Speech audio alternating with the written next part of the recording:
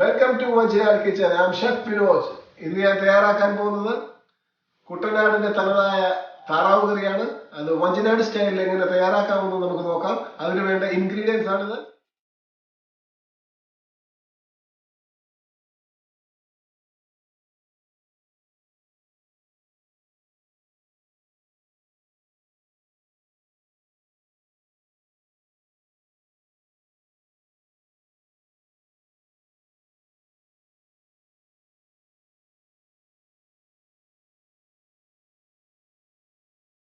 നമ്മൾ ഇന്ന് 1.5 കിലോ താറാവാണ് കഴുകി റെഡിയാക്കി വെച്ചിരിക്കുന്നത്.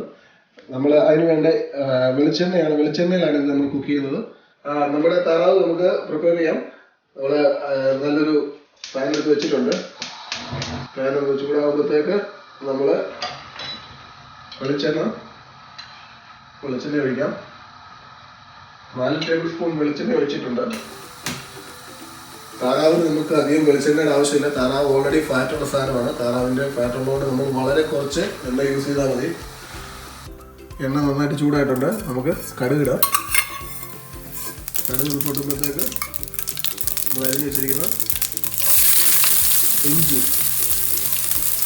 3 ടേബിൾ സ്പൂൺ ഇഞ്ചി ഇട്ടിട്ടുണ്ട്. ഗാർലിക് ഒരു 3 ടേബിൾ സ്പൂൺ. നന്നായിട്ടൊന്ന് സോട്ട് ചെയ്യാം.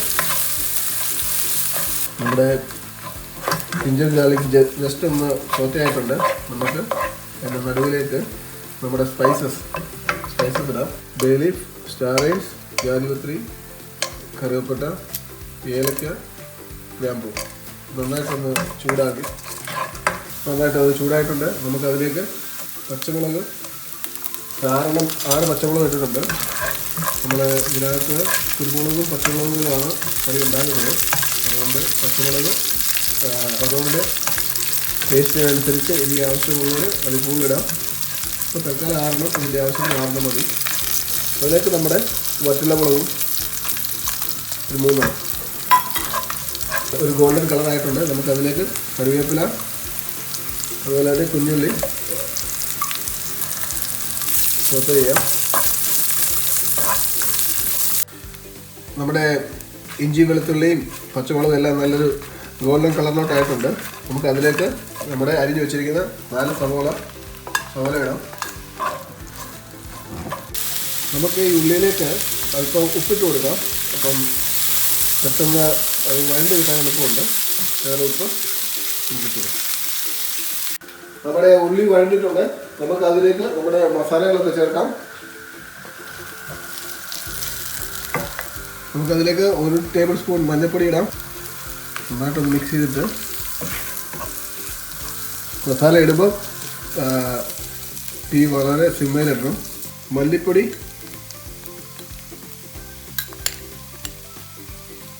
2 ടേബിൾ സ്പൂൺ, ഗരം മസാല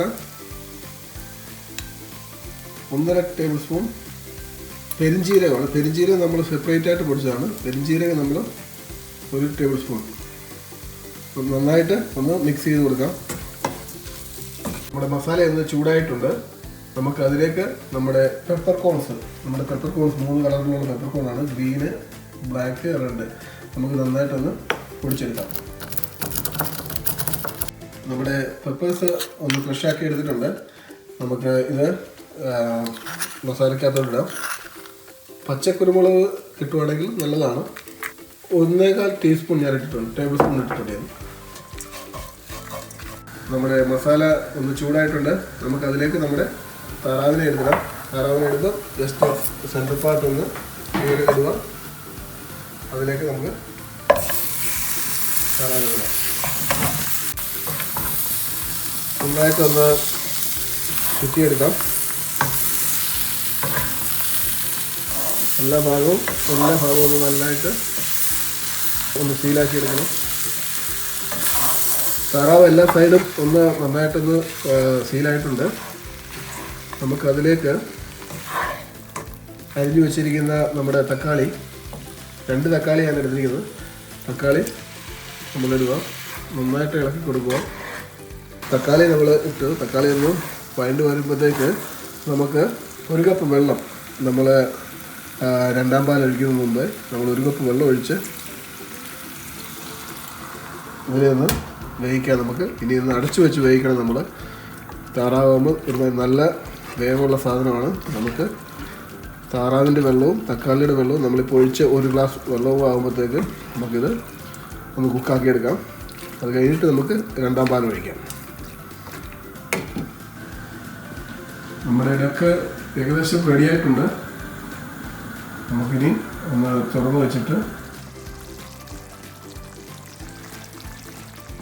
തേങ്ങാപ്പാലാണ്, അത് 1ാം പാലാണത്. നമ്മൾ ഇത് അതിൻ്റെ 2ാം പാലാണ്. 2ാം പാൽ ഒഴിക്കാം.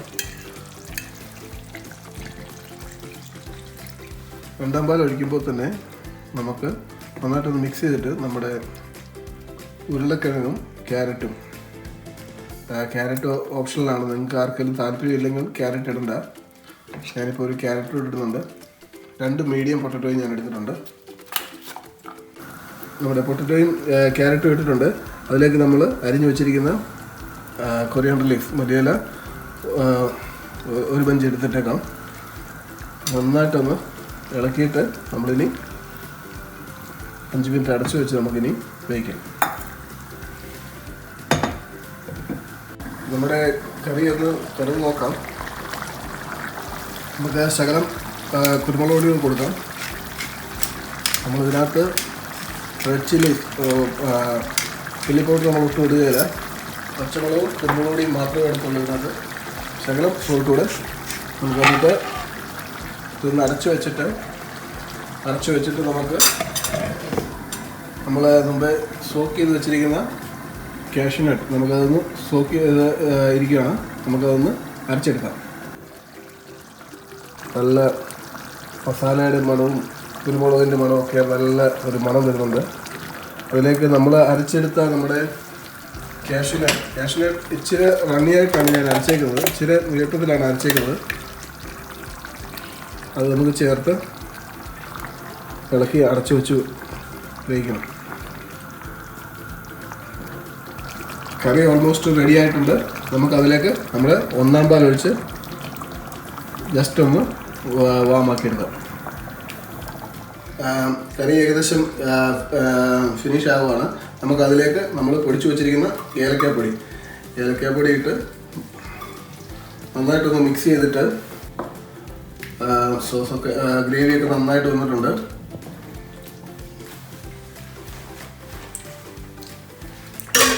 ഉപ്പും മുളകും ഒക്കെ നല്ല പാകത്തിനേ ഉള്ളൂ. ഇനി നമുക്ക് ഇതിനു വേണ്ടി ഒന്ന് കടുക് പൊട്ടിച്ച് മേളിലൊഴിച്ച് നമുക്കിത് ഫിനിഷ് ചെയ്യാം. നമുക്ക് കടുക് പൊട്ടിക്കാൻ വേണ്ടി നമുക്കൊരു പാൻ വെക്കാം. പാൻ നല്ലതായിട്ട് ചൂടാകുമ്പോഴത്തേക്ക് വെളിച്ചെണ്ണ ഒഴിച്ച്, ഈ കറിക്കകത്ത് നമ്മൾ വേറെ ഒരു എണ്ണ ഒഴിച്ചിട്ടില്ല, വെളിച്ചെണ്ണയാണ് ഒഴിച്ചേക്കുന്നത്. ഒരു 2 ടേബിൾ സ്പൂൺ വെളിച്ചെണ്ണ ഒഴിച്ച് എണ്ണ ചൂടാകുമ്പോഴത്തേക്ക്, എണ്ണ ചൂടായിട്ടുണ്ട്, നമുക്കതിലേക്ക് കടുകിടാം. കടുക് നന്നായിട്ട് പൊട്ടിയിട്ട് നമുക്ക് ഇഞ്ചി ഇടാം. ശകലം വെളുത്തുള്ളി, നമ്മുടെ കുഞ്ഞുള്ളി അരിഞ്ഞത്, 2 പച്ചമുളക് നന്നായിട്ടൊന്ന് ഒരു ഗോൾഡൻ ബ്രൗൺ ആകുമ്പോഴത്തേക്ക് നമുക്ക് അതൊന്ന് മാറ്റാം.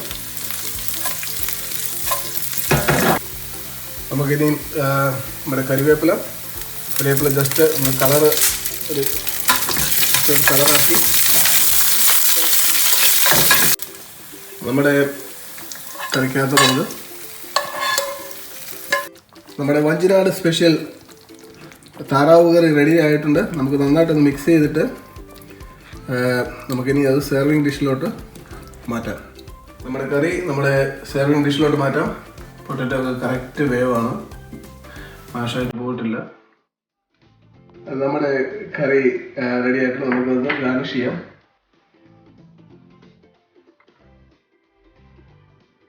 നമ്മുടെ വഞ്ചിനാട് സ്പെഷ്യൽ ഡക്ക് കറി റെഡി ആയിട്ടുണ്ട്. അതിന് ഏറ്റവും നല്ല കോമ്പിനേഷനാണ് പാലപ്പം റെഡി ആയിട്ടുണ്ട്. നിങ്ങൾക്ക് ഈ റെസിപ്പി ഇഷ്ടപ്പെട്ടെങ്കിൽ please like, share and subscribe. ഇനി അടുത്ത ദിവസം പുതിയൊരു റെസിപ്പിയുമായി വീണ്ടും നിങ്ങളുടെ അടുത്ത് വരും. Thank you.